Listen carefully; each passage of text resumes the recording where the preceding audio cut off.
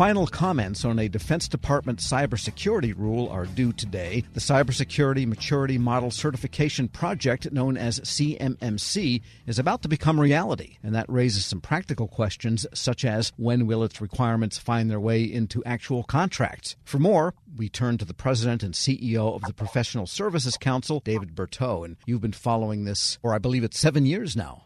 Yeah, you're right, Tom. DoD's been, building the CMMC program for 7 years now. Started in 2018, and this latest iteration is a set of 2 proposed rules. This is the second of 2 proposed rules, and comments are due today. We're going to be submitting those comments from PSC, just as we've been submitting comments on every iteration all the way back to CMMC 0.4 in 2018. But this is really the critical one, because this is how the requirements of CMMC, which could change over time as the threat changes, will be incorporated into contracts themselves.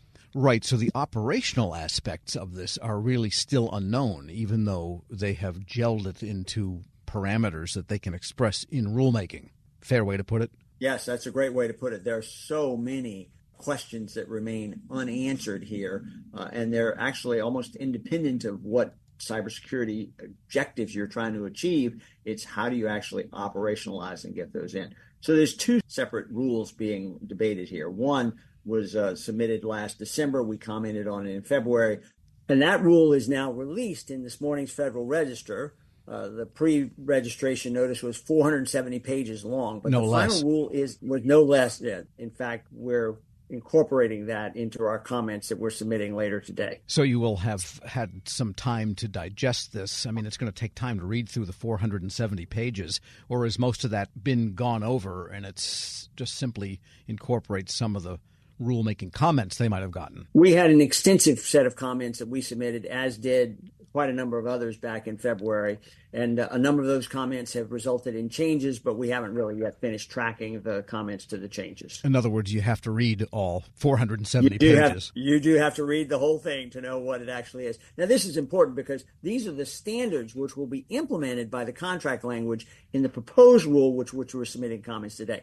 They don't affect how the contracting language goes. They affect how the contracts will go. That first rule was really on what are the requirements? The National Institutes of Standards and Technology standards, 800-171, which is the basis for that. This is the one that says, okay, how does it get into a contract? But we've got some history here that's worth looking at. Right. And one of the questions you are raising is, when will it actually be implemented through the contracting officers as clauses, basically? And that's really still an unknown. The other one is the capacity of the so-called 3CPAOs. It sounds like a robot from Star Wars. These accrediting organizations that are supposed to objectively say this contractor is good to go.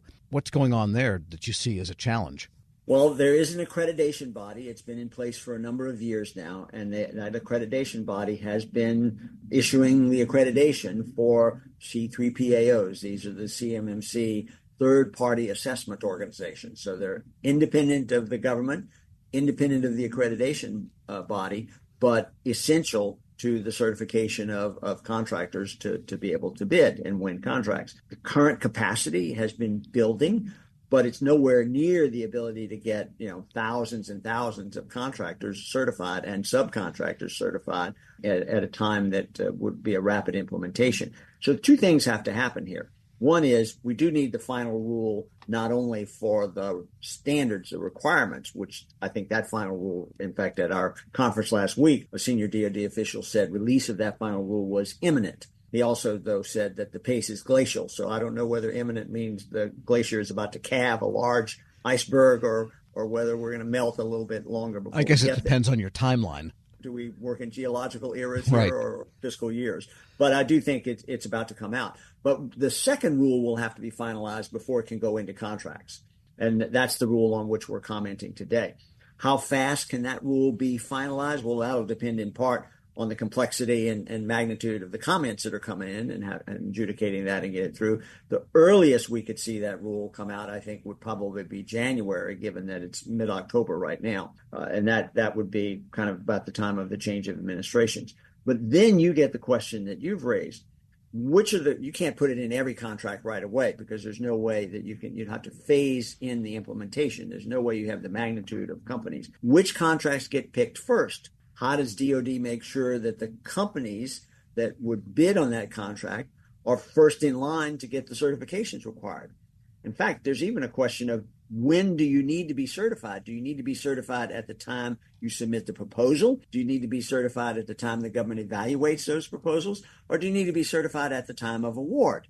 And these are questions, as you well know, Tom. Sometimes it takes months or even years between a solicitation and the final award of the contract. So Sure. This stuff is very much up in the air.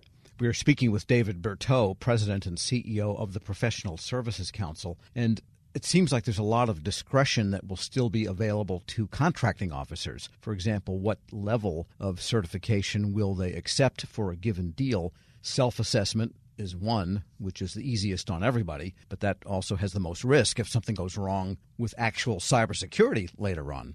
That's right. In fact, one of the reasons that DoD has continued to push for this CMMC program is it wants to go beyond the self-assessment that's really in the current DFARS requirement and for contractors. I think that what would a contracting officer do? Well, yeah, self-assessment is the easiest one.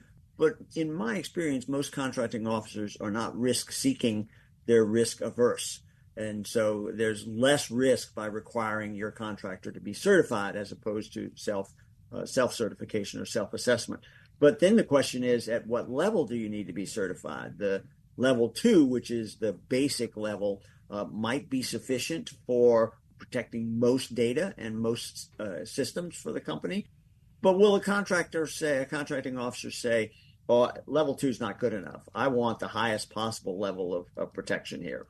Again, DoD's calculations are only a relatively small number of contracts and contractors will be required to go to level 3. I don't know how they're going to manage that. I don't know what kind of guidance they're going to put out to contracting officers that says, take more risk, stick with level 2. And then there's the question of your subs, which is always a question it seems, procurement issue these days, is how do you deal with the subcontractors? Right. So subcontractors, of course, are an essential element. It will flow down. The requirements will flow down to subcontractors. And there are many questions associated with that, which includes what are the responsibilities of DoD and what are the responsibilities of a prime contractor to ensure certification, as well as by when does that certification need to be there. You may not need a subcontractor until the second year of a contract.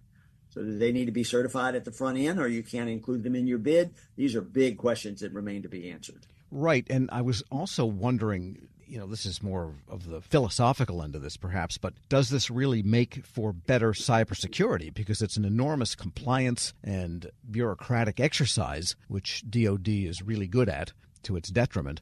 But will it make data and contracting and DoD systems ultimately more secure? I wonder if they have a mechanism for measuring that.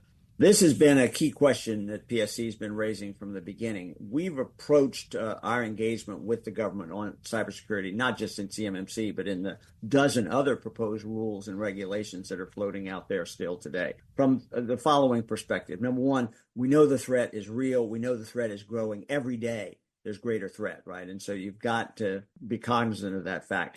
The second is clearly what we're doing now is not good enough because every day you read about another breach, right? Another cybersecurity, another hack, et cetera, even of apparently relatively secure systems, right? And so the real question is, what do you do to make that better? And how do you tell if it's better? So the way I look at the CMMC proposed rules is they create a level of hygiene, of cyber hygiene, that is the baseline, right? The standard below which you're not supposed to go. It may not in and of itself create more cybersecurity, but failure to do so will certainly create more vulnerability. So that baseline is there. But then the question is, what do you need beyond that baseline? Many of our member companies are already well beyond NIST standard 800-171, even the newest revision, Rev 3, which you've covered on your show a number of times. But not every subcontractor is going to be that way. And how do you maintain that? How do you keep the competence, the competition levels, et cetera? These are huge challenges that remain to be worked out. David Berteau is President and CEO of the Professional Services Council. As always, thanks so much.